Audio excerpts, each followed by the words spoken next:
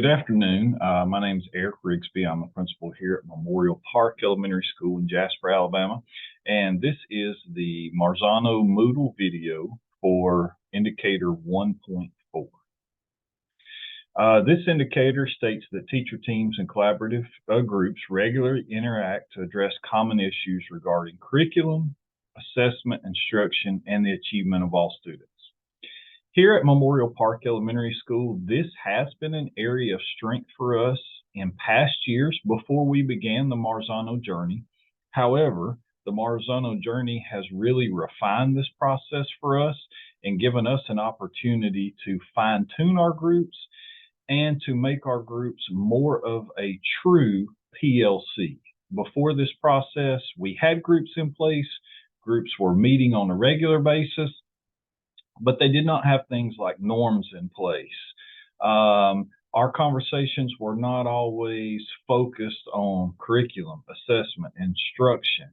So the Marzano process has given us an opportunity to truly make these groups true PLC groups, if that makes sense. Our survey data in the area of indicator 1.4, the administrator data scored this an area of a 4 on each item. Our teacher and staff data, it ranged from 4.35 to 4.68, which we felt like that showed that our teachers and staff agreed that this was a strong area for our school.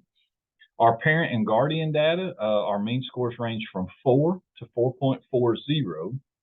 And our student data, in the student section, there was only one question for this area, and that score was a 4.08 for our students. So our students do recognize that our teachers meet regularly and are discussing different areas of instruction for our students. Our lagging indicators for area 1.4, one of the things that we have done is we have created PLCs that surround the areas of reading, math, and writing. As I mentioned earlier, we had multiple groups in place before we started Marzano, but once we started this journey and understood more about PLCs and the end goal of a PLC and how a PLC should act and how they should be facilitated and ran, we honed those groups down to these three major areas because for our elementary school, we felt those areas of reading, math, and writing drove everything that happened in our building. So we took all those groups that we previously had, we combined some groups, we put groups together, and we truly have three PLCs in our building now. We have a reading, a math, and a writing PLC. And we wanted to start there this year with those three groups to really get healthy PLCs, PLCs that function properly. And next year, we may look to branch out and add another group or two once our entire faculty and staff truly have an understanding of how PLCs function for a year's time. And one of the things that we've done with this is we've made sure that all of our staff members are involved in one of these three PLCs. So our middle bullet there, we have created and implemented norms for these. Our teachers met in the spring semester of last school year once we started this journey, and we quickly realized that that was one of the first things we needed for our PLCs was we needed some norms. We needed some guidelines to go by so that our conversation stayed focused on curriculum, instruction, assessment, proficiency skills, those types of things. And we didn't waste our time. We wanted to make sure that our time was focused on student success the whole time that we met.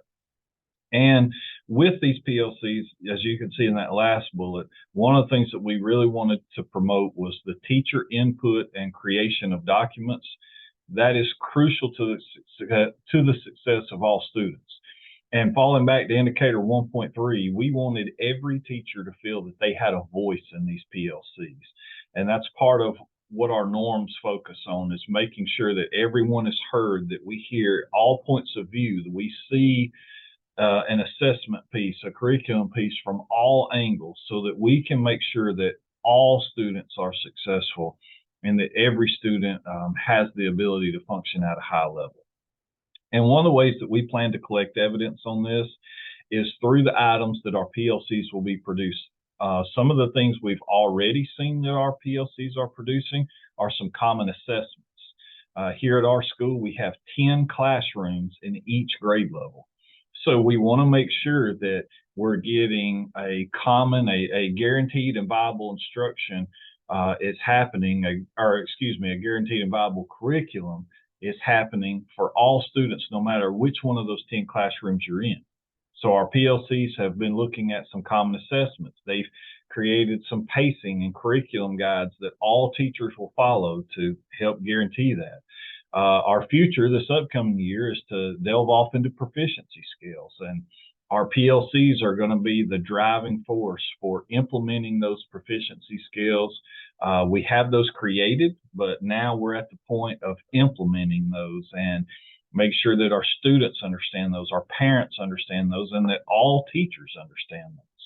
And along with that, rubrics for grading. So those are going to be some of the ways that we collect evidence on indicator 1.4 as we move in this upcoming year.